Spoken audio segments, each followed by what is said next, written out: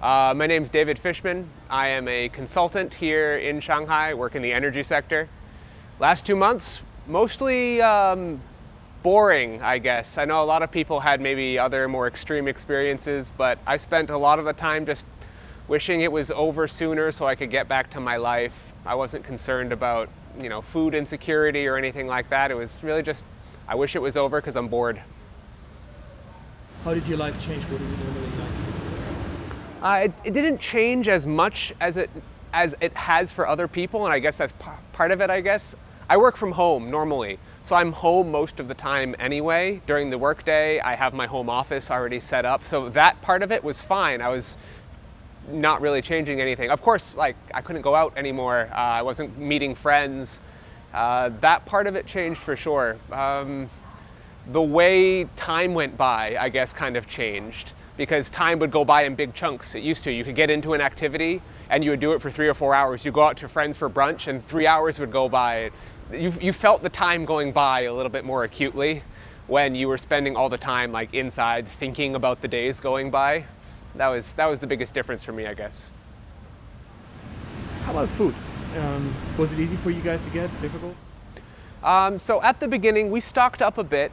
We cook a lot at home already, so a household that normally cooks at home has just rice and pasta and canned food and frozen food just in the house all the time, right? Because you cook. We stocked up for about 4 or 5 days like everybody else did.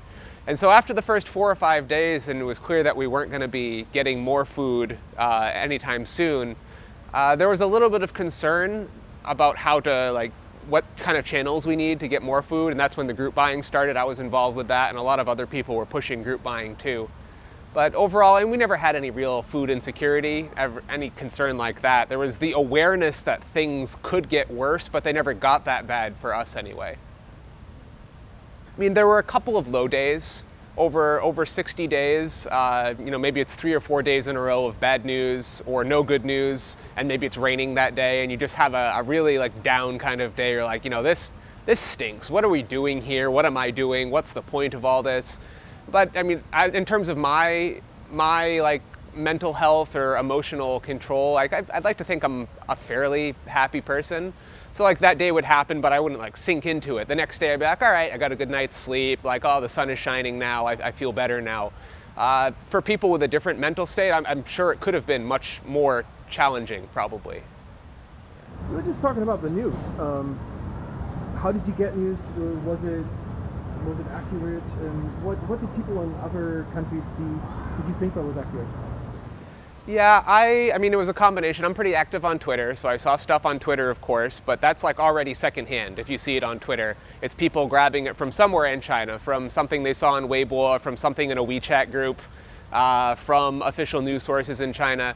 Official news sources in China were fine for official dates and policies when a certain date would be enacted, and that was pretty much it, because the details of how things would be implemented, that wasn't even in the official news, right? The details of how everything was going to be implemented was up to your local committee, and what they were doing, that was in the WeChat group. That was being shared at the ground level from them. So you weren't going to get news about that from anywhere else anyway.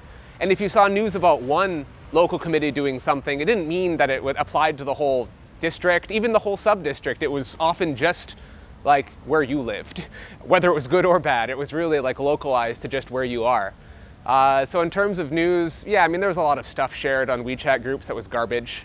Of course, some stuff turned out to be true. A lot of it turned out to be not true.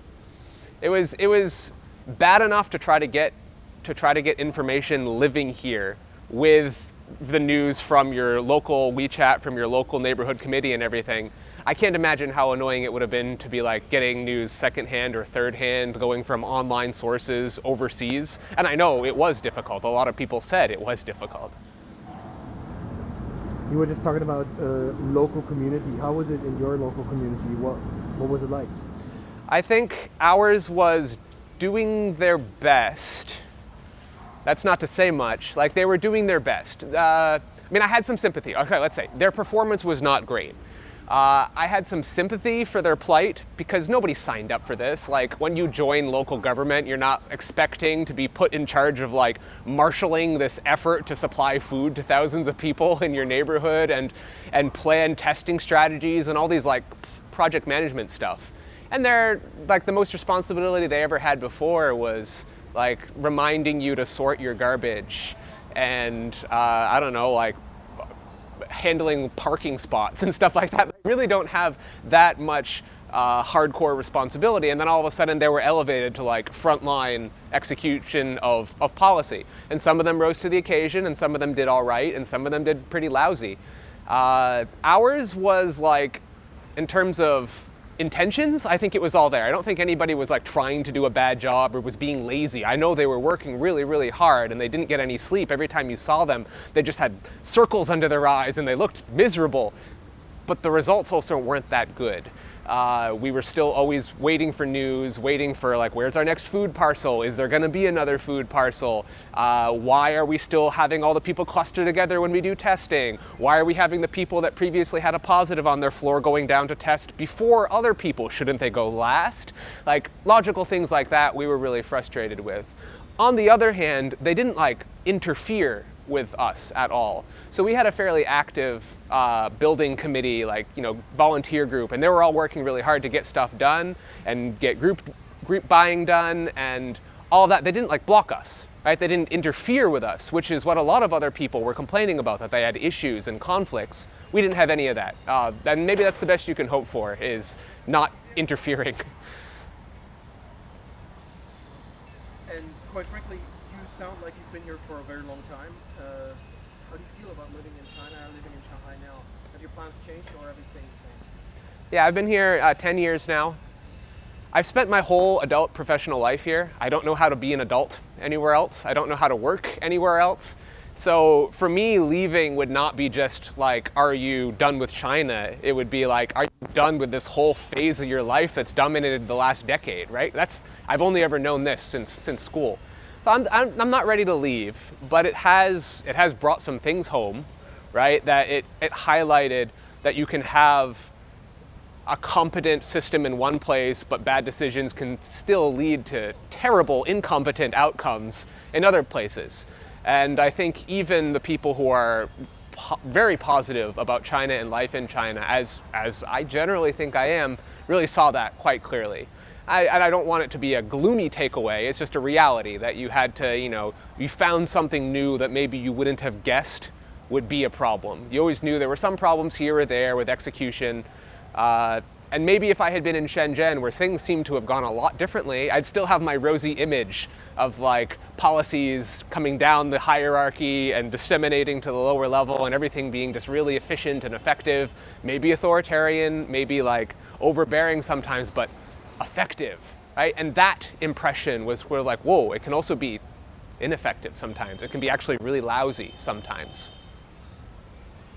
It seems clear that there was a lack of ability to incorporate feedback. Like, maybe you didn't plan for your first maybe you didn't plan for the lockdown to go beyond 4 days. Okay, fair enough. Like, a lot of people didn't expect it would go beyond 4 days. But day 5, day 6 come in and everybody's saying, what's going on? Are we gonna get food deliveries? Are we gonna have more food deliveries? What's the policy? Can you communicate what's going on? Can you even say, like, officially speaking, we don't know, I'll let you know as soon as we do know. Even that little step, I think I could have taken that step if I had the ability, if I had the authority to say, I'm so sorry, we don't know, I will let you know when I know. We didn't even get that sometimes. It was just radio silence, which is bound to create unhappy people, right? There's a phrase we use in project management, expectations management. Right? That it doesn't matter if I'm going to under-deliver as long as I let you know that I'm going to under-deliver, and then you can get ready for it. I feel like there was no expectations management whatsoever. So I can't say that I would have locked down like this or I would have delivered food differently like that. Like, I don't know how to do any of that stuff personally. I'm not in charge. But I would have managed expectations differently, or tried to anyway. I think the people, there was a lot of freedom about how to execute, right? So I think if you had a neighborhood committee that was like on top of it, and understood that it was important to communicate expectations and communicate plans, and that was how a good working agreement was going to be established, I think they did that. I think those decisions were made on an individual, local community level, and sometimes you got good ones and sometimes you got lazy ones or ones that just didn't care. And it's not to say that they didn't want to do a good job. Maybe they just were kind of lacking the tool set to do what we would consider to be a good job. Yeah, fair enough. We've now been out for a couple of days. What were you looking forward to the most, and how was it actually doing those things? Yeah, I mean, going out to a coffee shop, just like the little pleasure of going to a coffee shop, smelling coffee as you walk into the coffee shop, ordering your coffee, and just like, you can't sit in the coffee shop, right? But you can sit outside the coffee shop with the smell of coffee around you and feel just like a lazy afternoon. Like that feeling. I've had coffee, of course, I've been drinking coffee, but somehow like walking into the environment of like, it's like it's giving you a hug, right? Like you feel that cozy coffee environment. I really liked that. Going for a run. I've been jogging inside my compound, and a couple times we got out like late at night, like at midnight, and the gate guard would say, okay, fine, go outside, it's fine, you go for a run. But just going for a run during the day, that was really nice. That's really enjoyable.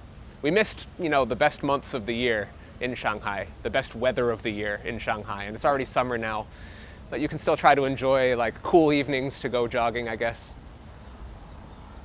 So, how do you feel about the next 6 months? Have your plans changed? Has your outlook changed? Next 6 months, well, we're going to go away for a little bit. We're going to try to go away for a little bit. We've been delaying some stuff all this time that was supposed to happen a couple months back. I'm actually supposed to go down to Shenzhen and try to get married, so there's something. We were waiting to go pick up our marriage certificate all this time, and so now hopefully we're going to go get that done. Maybe do some traveling, and then hopefully by the time we get back to Shanghai, Shanghai will be done with this whole will they, won't they, you could still maybe lock down at any moment, you don't know if you're in the wrong place at the wrong times type situation, and that it will be more like, okay, we're back into a new standard. And maybe it's still testing every 72 hours, and maybe that kind of stinks, but at least we know that community cases are really low or zero, and you're not living on the edge all the time. Right now, if we had to go back into 2 weeks suddenly of lockdown because you got unlucky and somebody in your neighborhood, it would be pretty crushing. And I know some people are right now, and I feel for them so much.